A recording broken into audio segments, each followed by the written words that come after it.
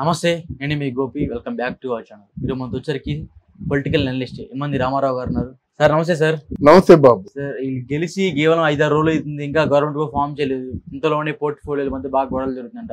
నాకు ఆ మంత్రి కావాలి, నీకు ఈ మంత్రి కావాలని ఆ జనసేన పార్టీ అదేవిధంగా టీడీపీ పార్టీ మధ్య వర్గపోరైతే బాగా నడుస్తుందంట. జనసేనకి కేవలం ఒక్క మంత్రి స్థానం వచ్చే అవకాశాలు అయితే కనిపిస్తున్నాయంట. సో దీంట్లో ఎంత నిజం ఉంది సార్? ఇవన్నీ ప్రచారాలండి, అన్ని ప్రచారాలు అన్నమాట.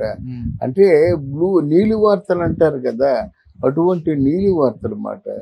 మరి ఇక్కడ మొదట వచ్చింది ఏంటంటే జనసేన నాయకులు తెలుగుదేశం పార్టీ వాళ్ళ మీద కొంచెం దాడి చేశారని వచ్చింది. అప్పుడు వర్మ గారు సంజాయిషి ఇచ్చారు. దాడి చేసింది జనసేన కాదు, జనసేన అని పిలువబడే వాళ్ళు దాడి చేశారు, ఇది క్లియర్ అన్నాడు. తర్వాత ఏమైందంటే ఇప్పుడు తాజాగా ఉంటున్నటువంటి వార్తల్లో ఉన్నటువంటి వేడి సమాచారం ఏంటంటే ఆయన తెలుగుదేశం వాళ్ళకి అన్ని ముఖ్యమైనటువంటి అంటే పోస్టులు ఇస్తున్నారు, జనసేన పార్టీని అంతగా పట్టించుకోవటం లేదు అని ఒకటి. రెండోది ఏంటంటే ఉప ముఖ్యమంత్రి పదవి మీద లోకేష్ ఫైర్ అయ్యాడని ఇలా ఉంటుందన్నమాట. కొన్ని మాటలు మనం చెప్తే నమ్మశక్యంగా ఉండాలి.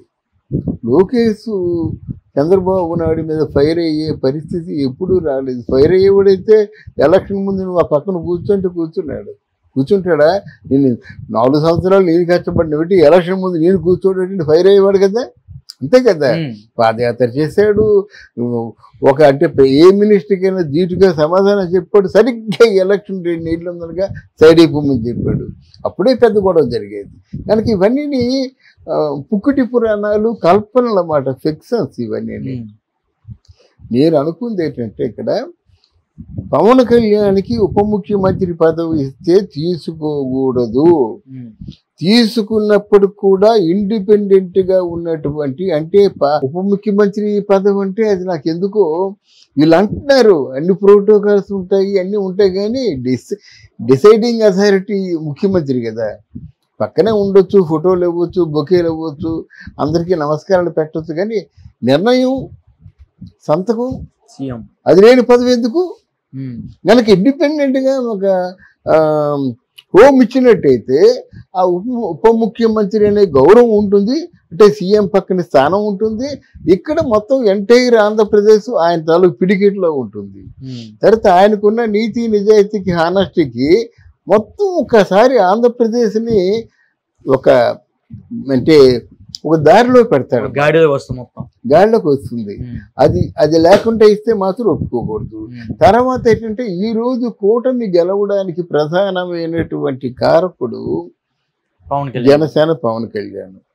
నీకు 21 సీట్లు ఉంది ఏంటంటే 40 సీట్లు ఇస్తే 40 సీట్లు కూడా గెలిచేవాడు ఈరోజు పవన్ కళ్యాణ్.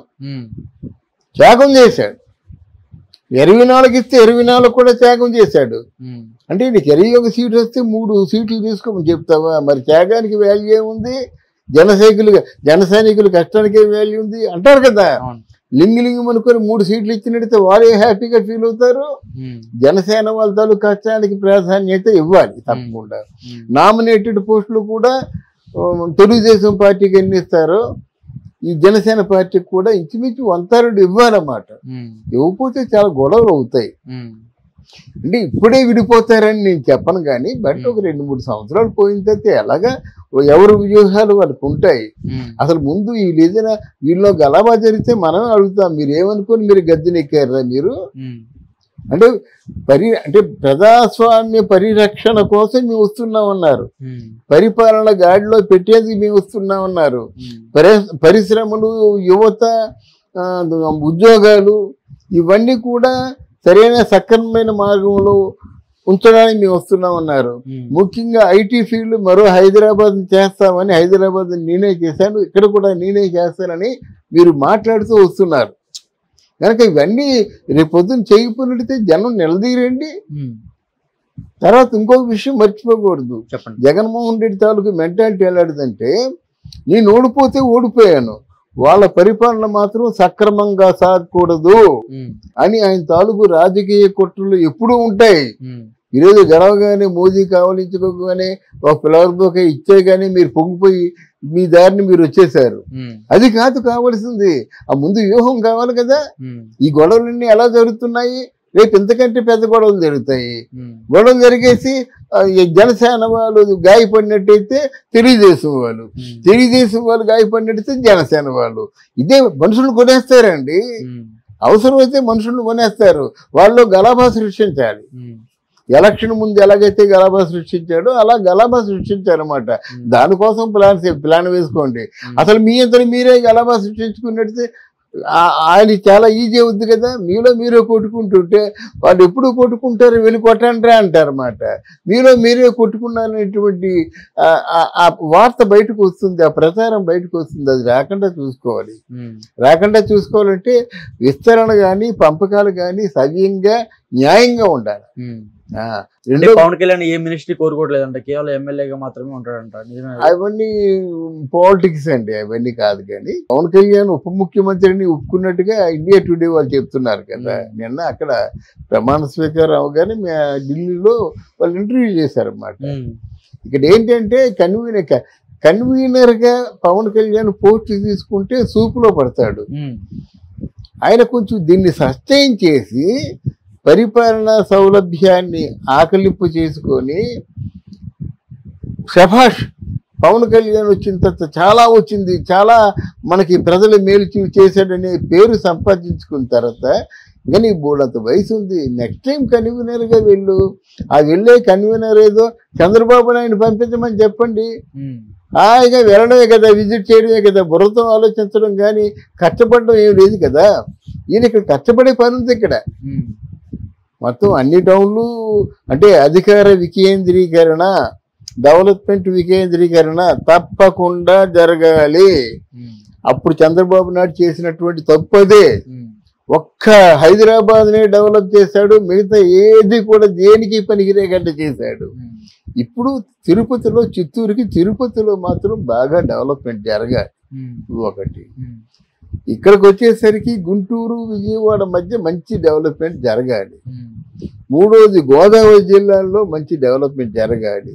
నాలుగోది విశాఖపట్నంలో జరిగిన డెవలప్మెంట్ కాదు, ఐటీ హబ్ గాను శాటిలైట్ సిటీ అని అంతకుముందు చంద్రబాబు నాయుడు చెప్పాడు. అంటే స్టూడియోలు నిర్మాణము, ఈ యాక్టర్స్, ఈ ప్రొడక్షన్ అంతా ఒక్క విశాఖపట్నం టు భీమిలి బోల్డ్ అంత భూములు ఉన్నాయండి. స్టూడియోలు పెట్టుకుంటే అక్కడి నుంచి కదలకుండా ఉంటుందన్నమాట. తర్వాత అందరూ వచ్చేసి మమ అన్నట్టుగా శ్రీకాకుళం జిల్లా వెనకబడిందని చెప్పేసి చప్పట్లు కొట్టించుకుంటున్నారు. కానీ వెనకబడిన శ్రీకాకుళం జిల్లాకి మీరేమిస్తున్నారు అది చెప్పారు కదా. అయ్యయ్యో శ్రీకాకుళం జిల్లా చాలా వెనకబడ్డది. అందువలన ఏదైతే వెనకబడ్డాయో, ఎక్కడైతే పరిశ్రమలు లేవో, ఎక్కడైతే అభివృద్ధి లేదో, ఎక్కడైతే అన్ఎంప్లాయీస్ బాగా పేరుకుపోయినారో వాడి మీద శ్రద్ధ చేయాలన్నమాట.